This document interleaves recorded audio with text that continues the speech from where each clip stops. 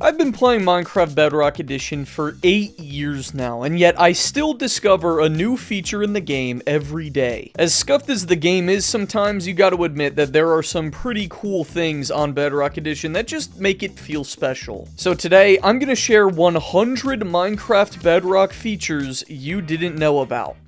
Now, let's be honest, there's going to be things in this video that you know about already, so my goal is to teach you at least one Bedrock feature that you weren't already aware of. And I think a perfect place to start is with the jockeys, because there are a ridiculous amount of jockeys in Bedrock Edition. Baby zombies can ride pretty much every mob, from cows to sheep to pandas. We have a ton of different jockey types. On that same note, if you somehow convince some spiders to go to the nether with you, you might find a wither skeleton jockey. I don't really know why you would ever want to run into this thing, but he is pretty goofy looking. Weirdly though, there's a good amount of cool Bedrock features that involve skeletons and the wither. For example, I never knew until I researched for this video that on Bedrock you can punch the blue wither skulls back at the wither while fighting it. It's pretty impossible to actually hit the thing with them, but this is definitely useful to stop yourself from taking damage. I also never knew that the nether star is the only item in the game that cannot despawn when it's on the ground. Everything else, including the dragon egg, vanishes after 5 minutes like it should,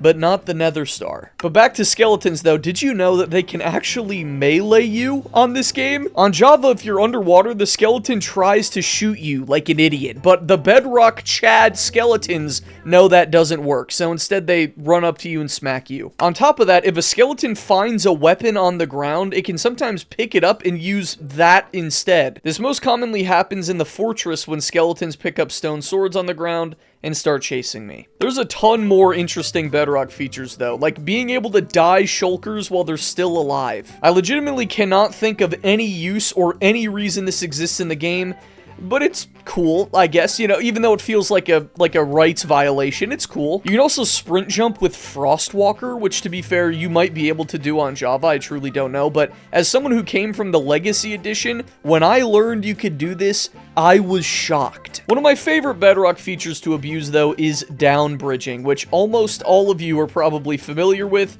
but if you're not, you have to learn it. It is so useful in places like the Nether when you have no way of getting down, where instead of dying, you can slowly descend downwards with blocks. And similar to that, you can do up bridging, I guess we're gonna call it. This isn't nearly as useful, but if you're building something involving pillars, it saves a lot of time you'd spend constantly going up and down. Ancient cities are a pretty dangerous place for obvious reasons, but I never knew that they are actually slightly easier to navigate on Bedrock. See, on Java, uncrouching counts as a sound, thus it activates the sensors and spawns the warden, but on Bedrock, it's silent.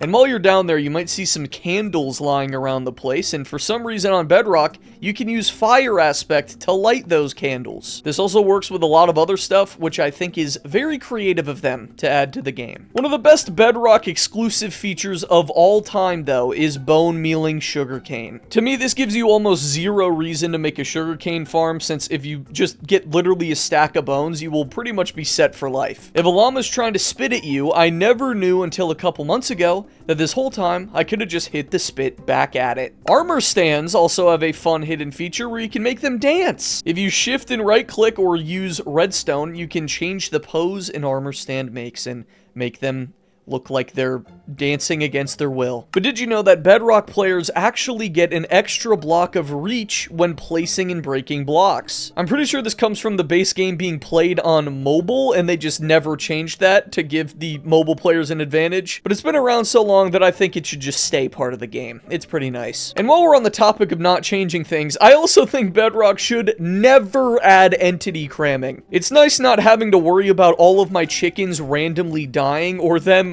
randomly killing me. One of my favorite useless Bedrock facts, though, involves the bell, because you can use literally every single item in the game to ring a bell. If you drop an item on it, it will ring.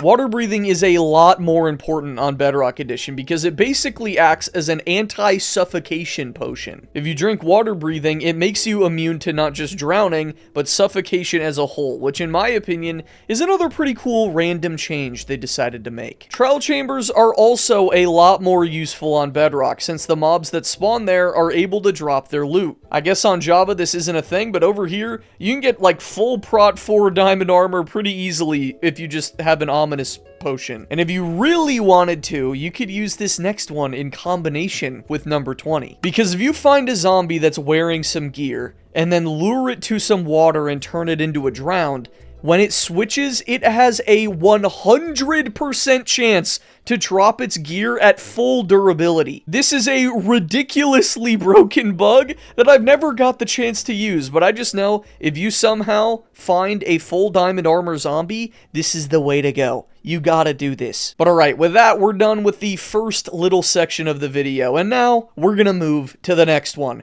the Big Three. And why is it called the Big Three, you ask? Well, that's because in my opinion, there are 3 items that have the most Bedrock unique use.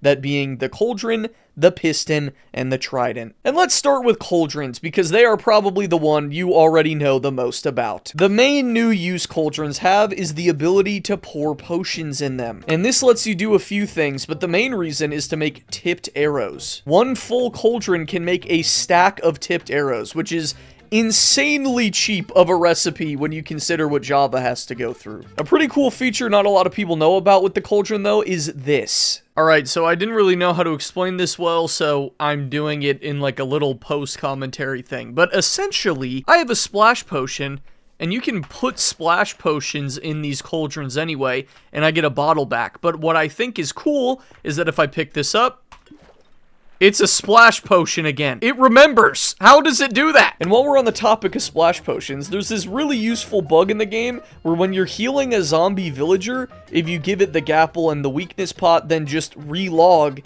it gets instantly healed. This is super nice because you obviously don't have to wait the 5 minutes or whatever it is if you do this. But back to cauldrons, the one final thing I have to say about them is their use for dyeing armor. You can dye the color of the water on Bedrock, and if you right-click the cauldron with leather armor, it dyes the armor. But now moving on to our second item, pistons. I gotta admit, this one doesn't have as many cool uses, but it has 2 pretty key ones. The first being their ability to push and pull interactable blocks. This has been used for a lot of duping methods in the past, but my personal favorite use is pushing lecterns to reset trades faster. It's very nice. Their second main difference, though, is how they interact with the player. See, on Java, when a piston gets pulled under your feet, you just fall and die. But on Bedrock, you actually get pushed with the block. Now, this does make it extremely hard to trap someone, but it does make it a lot easier to make things like flying machines, since you don't need to worry at all about falling off of it. Now, when it comes to the final item, the trident, the moral of the story here is that this thing is basically invincible on this version. A thrown trident on Bedrock, no matter where it lands, will never despawn. This means I could throw it literally thousands of blocks away and technically be able to find it eventually. And I know what you're probably thinking. Well, that's not true if you throw it in the void, and to be fair, you are right. But if you have loyalty on your trident and then throw it into the void, it will come back to you. And I guess this doesn't happen on Java. But the main reason tridents are so goated on Bedrock is trident killers. These are probably the most efficient way of farming mobs on Bedrock, as you can have a never despawning trident get pushed into mobs infinitely while you AFK and do whatever you want to do. Alright, now that wraps up our little items section, and while those were fun and all, they can really only be used in specific scenarios, which is why for this next section, I wanted to focus on more quote-unquote useful stuff. I've been learning Bedrock speedrunning recently, and in doing so, I've learned a ton of cool tech that I feel like the world should know about. And I think the perfect example of this is this Enderman pearl farming contraption. You wouldn't believe it, but this is actually the fastest way to get pearls on the latest version, because trading is terrible. And essentially how it works is you look at Endermen, they chase you and get trapped in boats that you put at the bottom of this tower, and then you lava bucket them to death and they drop pearls. And apparently Bedrock also has better drop rates. I don't exactly know if that applies to pearls, but I do know for sure sure that Wither Skulls on Bedrock have a way higher chance of dropping. But anyway, I've also learned a lot about the world generation on Bedrock. For example, the actual terrain itself between a Bedrock and Java seed is exactly the same, except for structures which spawn in completely different spots. And the most well-known difference of this is how Bedrock stronghold generation works. Strongholds almost always spawn under a village, so my strat is to legit throw an eye and then run until I see a village, and most times the stronghold is down there. Buried treasures also spawn in a weird way on Bedrock. I'm not exactly sure how it works. I think they always spawn on multiples of 16 or something like that. Basically, if you spawn in near the coast, check the 8-8 coordinates and you might find a buried treasure. There's also a lot of strats you can use to manipulate mob behavior on Bedrock. For example, if a blaze is charging up its fireball attack, if you simply hit it with a melee thing, it'll just stop and instead try to melee you. To stop Enderman from constantly teleporting away, all you have to do is avoid hitting it in the legs. I always thought Endermen on Bedrock were super annoying and made zero sense why they TP'd so much, until I learned that I just need to hit them in the face. Piglins, though, can become the most broken mob in the game if you bug them out properly. Placing and breaking a gold block near them while you're trading forces them to trade every time the block breaks. This also happens when you move the block or just interact with it at all. Basically, anytime a gold block or a chest is updated, they get mad and give you loot. The Ender Dragon, though, is by far the most easily manipulated mob. For starters, if you simply place a lava bucket 10-ish blocks above the dragon, it gets stuck in place and pushed into the island, meaning it can't fly away and I can just beat on it in the fountain. You can also throw any projectile at the head or neck of the dragon to make your hits do insane amounts of damage. And if you combine these two, you get the Bedrock one cycle. Let's go! Yippee! Now, this next one might be a little stupid, but I'm putting it in here because I legit learned this yesterday. But I never knew that on Bedrock, right-clicking an item in the crafting book crafts one of that item. This also apparently is the case with trading, and I just had no idea. Just no one told me this for some reason. On Java, when you exit a nether portal above an ocean, you get this tiny obsidian platform, but on Bedrock, you get a slightly bigger platform. And the final little speedrunning trick is spamming F11. This allows you to briefly see things through walls because you're spamming the full screen button, and this helps out when you like hear a zombie or something nearby but just like cannot find it at all. But alright, with that, we are pretty much halfway through the list. So before we get into the rest of it, I thought it'd be a great time to remind you to subscribe if you haven't already. I make Minecraft Bedrock content every week on this channel, so if you want to keep up with that, be sure to sub. Anyway, for the next part of this list, I wanted to talk about settings, because Minecraft Bedrock has a lot of settings, some of which I'm sure a lot of you are unaware of. For example, did you know that Bedrock recently added the damage tilt setting? This controls how dramatically your camera shakes when you get hit, and turning it all the way down honestly feels like cheating. There's also a setting that allows you to copy your coordinates wherever you are. If it's turned on, this button will appear at the top of your chat that copies your position. And you can also enable coordinate copying hotkeys that do the same thing, but you don't need to open the chat. I've been seeing a lot of people complaining about Bedrock's new dithering feature, which I can see why they're complaining. It looks pretty weird. But I think a lot of people don't realize you can just turn this off in accessibility settings. Also in accessibility settings, you can turn off this annoying message that always pops up in the chat when you join a new world. And on top of that, you can turn the text opacity down, so the Bedrock chat looks a lot cleaner and doesn't feel like it's clogging up as much of the screen when I'm playing. Full keyboard gameplay is an honestly random setting that allows you to play with only your keyboard. It's super scuffed, but I guess it would be fun for like a no mouse challenge or something. I don't know.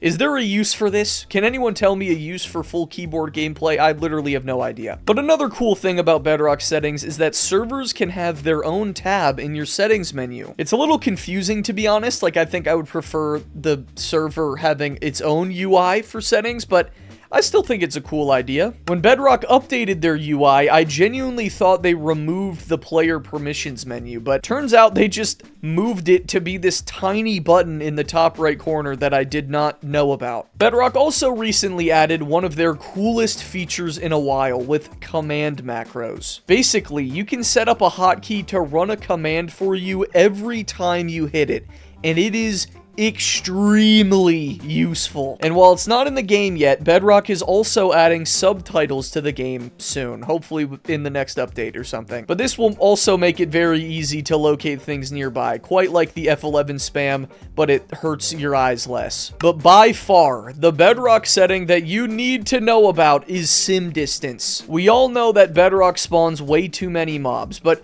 you can actually change this by raising the sim distance setting in your world options. This way, mobs have a larger area around you in which they can spawn, and so they won't spawn right in your face and swarm you constantly. Bedrock Edition also has a lot of unique commands that I'm sure not all of you are familiar with. For example, /play animation can turn you into monstrosities.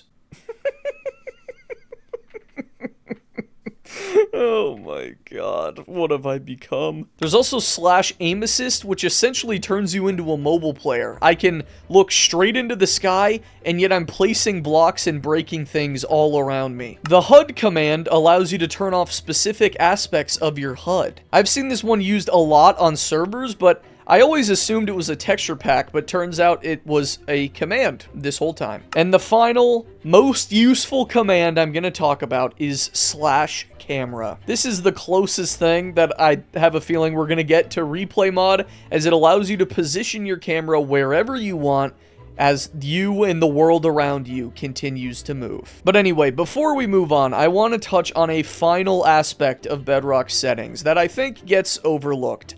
And that's the social menu. Like, I feel like a lot of people don't know that you can view these 4 very specific stats on your profile and everyone else's profile. And if you wanted to for some reason, you could also compare your stats with someone on your friends list to see which one of you is more unemployed. There's also this feature where you're able to favorite certain friends on your friends list. However, I literally have no clue what this does, so if you know, please let me know down below. I'm curious. In my opinion, though, the coolest aspect of Bedrock's social system is its incorporation of screenshots. You get your own little gallery where you can show off 5 of your favorite screenshots on your profile. You're also able to set the banner of your profile to a screenshot of your choice, and of course, I thought there was no better option than this one of me posted up with a villager. And finally, I think the coolest use of this is the ability to set the thumbnail of a world. Instead of the auto-generated world thumbnails, you can set them to screenshots to give them a little more flavor. Alright, and with that, we are out of the settings sections, and we're gonna move on to the next one. Because there's actually a lot of items in this game that I have a feeling a lot of you are not very aware of. For example, Efficiency 1 armor. This is a bug that I'm pretty sure has been patched, although I'm not 100% sure, but finding Efficiency 1 armor is so iconic and so cursed that I simply had to include it here. But on a more serious note, did you know that there is a withering tipped arrow? And did you know that you can actually get it in survival Minecraft? By trading with a Fletcher at a certain level, it's actually possible to obtain an arrow of decay in survival Minecraft. Something you cannot get in survival, though, are border blocks, which are essentially blocks that create an invisible barrier block wall wherever you place them. Bedrock also has deny blocks, which when placed in an area, prohibit anyone from breaking anything in that area, and similarly, there's also allow blocks, which do the complete opposite. NPCs are a mob that you can only spawn with the summon command and are commonly used in maps. I'm sure a lot of you have seen these on maps or servers, but you might not have known that you can actually spawn them in yourself. But most of Bedrock's weird items come from the Education Edition, and there are a ton of examples. There's glow sticks, which function exactly how you'd imagine glow sticks would function. There's also underwater TNT, which is just TNT that works underwater. Colored torches, which look pretty cool with vibrant visuals. Ice bombs, which freeze water when you throw them in water. And finally, balloons, which you can use to launch mobs into the stratosphere. I didn't know I was gonna spawn a baby. Okay. Well, bye, I guess. Alright, with that depressing clip behind us, let's move on to my favorite section of this list, the broken section. These are all things that I have deemed critical information to know, and will help you immensely with PvP, or just being better at the game than your friends. And to start, let's show you this insane Minecraft Bedrock bug. Alright, so, I have a totem of undying. This should theoretically make me immortal to death, but if you get me low a little bit, like, yeah, maybe one more, I don't know, just to make sure it works. If you get me low and then blast me in the face, you can just kill people through totems. They just don't matter at all. It's so stupid. It's actually so broken. If you're, like, fighting someone and you know they're low, just shoot them in the skull and they're gonna die. Now, one of the reasons something like that can happen is because Bedrock's bows are broken. I remember I was doing my Bedrock Manhunt video, and my Power 2 bow was able to two-shot people in full iron. Like, that is not normal. That is ridiculous. And apparently, weapons on Bedrock have something similar going on. When you hover over a weapon, it tells you how much damage it does. But I guess on Bedrock, that number is actually 1 higher than what it says it is. Golden apples work very weirdly on this version. More specifically, if you chug 4 gapples, you actually stack absorption hearts. So while your opponent thinks you just ate 1, you instead have 8 extra hearts on them. When mining blocks, specifically a lot of them at a time, it's actually worse to hold down left click. For some reason, it's faster to individually time your block breaking, something that I think I've mastered, but it's very annoying still. And speaking of holding buttons down, did you know that you can actually automatically MLG every single time by just holding down right click? It makes it so lamely easy that you don't even need to time anything, but if you just hold down the button, you're fine. I do think most people know that shooting an arrow through lava lights the arrow on fire, but on Bedrock this actually works with every projectile. The fishing rod, snowballs, eggs, literally everything lights on fire when you throw it through lava at someone. Spam clicking is the system Bedrock has in place for PvP, but for some reason, it's actually worse for you if you spam click. I don't think they coded in the durability to match our PvP system, and thus spam clicking just drains your durability. And the final overpowered piece of knowledge I would like to bestow upon you that can help you break into literally anyone's base if you would like, is that if you